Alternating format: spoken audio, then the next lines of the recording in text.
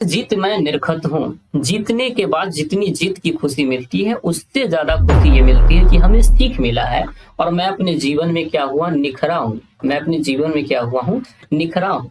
आप भी चाहते हैं अपने 10th एग्जाम में निखरने के लिए तैयारी कर रहे हैं तो आपका स्वागत है, वरना उस बच्चे को यहाँ स्वागत नहीं है जो नहीं चाहते कि मैं अच्छा मार्क्स लाऊं। जो भी बच्चे अगर 95 प्लस चाहते हैं वो इस वीडियो को जरूर देखें शुरू से लास्ट तक। 5 से 10 मिनट में ये वीडियो मैं कंप्लीट करूंगा। जीत में निरखत हूँ और इसमें वही प्रश्न को हम लेंगे जो अभी तक पूछा गया है और दूसरी बात जो भी आई है, दूसरे प्रश्न को यहाँ पे हम कवर नहीं करेंगे क्योंकि शॉर्ट वीडियो बनाया है हमने और सारे प्रश्नों को हमने यहाँ पे लाके डाल दिया है। आइए चैप्टर का शुरुआत करते हैं। जीत मैं निरखत हूँ। सबसे मजा आएगा ना वीडियो। सबसे पहले पूछा जाए कि बताओ इसकी विधा क्या है, तो विधा मतलब कि ये क्या है, कहानी है, लेख है, क्या है, तो आप कहना साक्षात्कार है। साक्षात्कार किसको कहते हैं सर? इंटरव्यू को कहते हैं। किसको कहते हैं? इंटरव्यू को कहते हैं। इसका मतलब इसके जो लेखक है उनसे कोई इंटरव्यू ले रहा था और इंटरव्यू कोई ले रहा था तो फिर इस इंटरव्यू को यहाँ पे लेखक ने लिखने का कार्य किया। आइए, इस पाठ के लेखक का नाम है पंडित बिरजू महाराज। इस पाठ के जो लेखक हैं वो पंडित बिरजू महाराज है। लेखक का नाम कैसे याद करें सर? तो देखो, जीत हार की जो बात हमेशा करता रहता है वो राजा या तो करता है या तो महाराजा करता है, इसलिए इस चैप्टर के लेखक का नाम होगा पंडित बिरजू महाराज। अगर इनके जन्म का बात पूछा जाए तो लखनऊ में हुआ था और लखनऊ के 7वीं पीढ़ी में इनका जन्म हुआ था, यानी इनसे 6 पहले पीढ़ी चल चुकी थी और ये 7वीं पीढ़ी के संतान थे जिनका नाम था पंडित बिरजू महाराज। याद रखना, यहाँ से प्रश्न बनता है कितने पीढ़ी के थे? 7 में। कहाँ हुआ था जन्म? लखनऊ में हुआ था। नाम क्या था? पंडित बिरजू महाराज। 8 वर्ष में पहली बार पुरस्कार मिला था। ओ माय गॉड, 8 वर्ष में तो आज हम बहुत कुछ जानते नहीं है, लेकिन 8 वर्ष में अगर कोई पुरस्कार ले ले तो बहुत बड़ी बात होती है। देख लो, बिरजू महाराज 9.5 वर्ष के थे तब उनके पिता की क्या हुई थी? मृत्यु। यानी 9 ईयर 6 मंथ के जब वो थे ना तो उनके पिता की क्या हो गई थी? मृत्यु हो गई थी। और इस स्थिति में उन्होंने खुद को संभाला और डांस की ऐसी पेशकश की जो दुनिया आज इनको सलाम करती है, सैल्यूट करती है। तो छात्रों, आप चैनल को लाइक करिए, सब्सक्राइब करिए, मदद करिए हमें, हम भी आपकी मदद में लगे हुए हैं। आइए, बिरजू महाराज की 3 बहनें थी। छोटी बहन उससे 8 वर्ष बड़ी थी और बड़ी बहन उनसे 15 वर्ष बड़ी थी। अरे छोटी बहन 8 वर्ष छोटी होगी, यहाँ पे बड़ी बेकार हो गया, छोटी होगी ना। इससे चाचा का नाम क्या था? शंभू जी था। ये प्रश्न उतना लाइक है नहीं कि कौन कितनी बड़ी थी, लेकिन ये प्रश्न इंपोर्टेंट है। उनसे चाचा का नाम अगर आपसे पूछा जाए कि उनके चाचा का क्या नाम था तो अपने चाचा का मत बताइएगा, शंभू महाराज बताइएगा। बिरजू महाराज 2 प्रोग्राम करने पर 500 रुपये मिले थे। बिरजू महाराज जब 2 प्रोग्राम उनको किए थे ना तो उनको कितने रुपया मिल गया था? 500 रुपया उनको मिल गया था। याद रखना, बिरजू महाराज के सागिर्द का मतलब तो शिष्या कौन थी? शाश्वती। इनकी जो चेली थी ना, वो शिष्या जिसे आप कह सकते हैं, वो कौन थी? शाश्वती उनका नाम था। बहुत इंपॉर्टेंट क्वेश्चन है, शाश्वती का नाम याद रखना है बच्चों। बिरजू महाराज अपने गुरु पिताजी को मानते थे। देखो, जब बिरजू महाराज के गुरु का नाम आए तो नाम लेना पिता का, लेकिन जब बिरजू महाराज के जज का नाम याद आए कि जज किसको मानते थे तो नाम लेना माता का।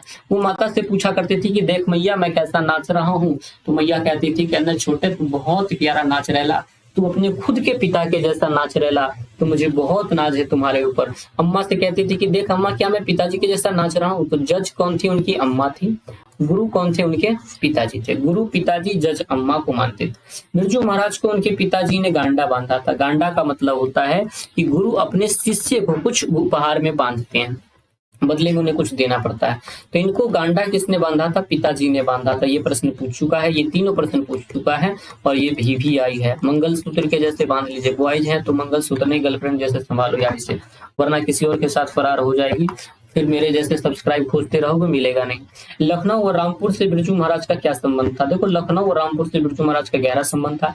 लखनऊ और रामपुर से बिरजू महाराज का गहरा संबंध था क्योंकि लखनऊ में तो मैंने बता दिया उनका जन्म ही हुआ था, लेकिन तीनों जो बहन थी उनका जन्म रामपुर में हुआ था। बहन का जन्म रामपुर में, बिरजू महाराज का जन्म लखनऊ में हुआ था। बिरजू महाराज का भी कई बार लखनऊ आना जाना होता रहता था क्योंकि दोनों उनका घर ही था, मान लीजिए। तो इस हिसाब से उनका संबंध बहुत प्यारा था उस घर से। अब अगला क्वेश्चन है कि किनके साथ नाचते हुए बिरजू महाराज को पहली बार पुरस्कार मिला था? तो जब वो 8 वर्ष की आयु में थे तो बिरजू महाराज को प्रथम बार पुरस्कार मिला जब वो अपने चाचा और के साथ नाच रहे थे। तो किनके साथ नाच रहे थे? तो पिता और प्लस में चाचा, पिता और प्लस में चाचा के साथ नाच रहे थे। कितने एज में? When there was 8 year old. थोड़ी सी इंग्लिश, थोड़ी सी हिंदी, बिल्कुल कुल मिला के बोरिंग। बिरजू महाराज के गुरु कौन थे, उनका संक्षिप्त परिचय दें। देखिए बिरजू महाराज के गुरु तो मैं कई बार बता चुका हूँ, जज भी बता चुका हूँ प्यारे छात्रों। तो बिरजू महाराज के गुरु उनके पिताजी थे। कौन थे, पिताजी। उन्हीं से बिरजू महाराज ने नृत्य के सीखा था। बिरजू महाराज के पिता एक नर्तक थे। देखो उनके पिता क्या थे, नर्तक थे। वह स्वभाव से बहुत अच्छे आदमी थे। अपना दुख सुख दूसरे से साझा नहीं करते थे। यानी होता है ना कि कितना भी दुख हो जाए पिता को, तो पिता होते हैं, फादर तो फादर होते हैं। आपके भी फादर होंगे, तो फिर वो देखना कितने दुख को सहते हैं, लेकिन अपने बच्चों को कितना खुश रखते हैं। वही बात यहाँ पे लिखा गया है। बिरजू महाराज के नृत्य की शिक्षा किससे और कब देना शुरू की। बिरजू महाराज ने, लेना नहीं, बिरजू महाराज ने अब टीचर बन गए। अब बिरजू महाराज किसी को पढ़ा रहे हैं। तो देखो बिरजू महाराज ने नृत्य शिक्षा जो एक लड़का था जिसका नाम था सीताराम बागला, लड़के को देना शुरू किया। जब वो हाई स्कूल में पढ़ते थे तब वो सीताराम बागला को क्या करते थे, शिक्षा देते थे, यानी डांस सिखाते थे। अगला बात, बिरजू महाराज कौन से वाद्य यंत्र बजाते थे। तो बिरजू महाराज डांस के सिवा तबला भी बजा लिया करते थे। मेरे प्यारे बच्चों को तबला बजाया करते थे, शहनाई हो, हारमोनियम हो, गिटार हो, इत्यादि वाद्य यंत्र को बजाते थे। बिरजू महाराज का शादी के बारे में क्या बताते हैं। देखो बिरजू महाराज अपने विवाह के बारे में बताते हैं कि उनका विवाह मात्र 18 वर्ष की आयु में हो गई थी। बिरजू बाबा जो थे उनका विवाह 18 ईयर में हो गया था। और 18 साल में लौंडे यहाँ सब्सक्राइब खोज रहे हैं, जिससे उचित नहीं बताते। कौन उचित बताएगा बाबू, यहाँ तो 30 वर्ष में विवाह नहीं हो रहा है, लड़की नहीं मिल रही है। अब नहीं पढ़ोगे तो ऐसी भी नहीं मिलेगी। तो याद रखना, ये एग्जाम के लिए बहुत इंपॉर्टेंट है। बिरजू महाराज अपने शागिर्द क्या बताते, राय बताते हैं। बिरजू महाराज की अपनी शागिर्द में के बारे में क्या राय। तो उनकी शागिर्द शाश्वती है और उनके बारे में ये राय है कि वो बहुत अच्छी लड़की थी, वो शिक्षा लेने के लिए बहुत आतुर थी, जिस कारण से उसे पढ़ाते थे। मुझे लगता है कि इस वीडियो को मैंने जल्दी में बहुत अच्छे से कवर कर लिया है। बनने वाले हर प्रश्नों के ऊपर हमने गहरी पैनी नजर के साथ सीख लिया है और यहाँ से 5 नंबर आपको काफी मिल सकती हैं। तो आइए चैनल को हम सब्सक्राइब कर लेते हैं, सब आप मिलकर के फैमिली को बढ़ाते हैं। वो फैमिली नहीं यार, ये फैमिली को बढ़ाते हैं। और मिलते हैं फिर नई वीडियोज के साथ। कर भला होवे भला जरा करके भलाई देख ले, कर बुरा होवे बुरा जरा करके बुराई देख ले। मैं आपके लिए इतना प्रयास कर रहा हूँ, छोटे से क्रिएटर हूँ यार, मेरे को भी तो मदद चाहिए ना, मेरे को भी मदद कर दो। भगवान आपका भला करेंगे, एग्जाम में बहुत अच्छा नंबर आएंगे। नहीं भी सब्सक्राइब करोगे तो भी अच्छा नंबर आएंगे, क्योंकि मैं तो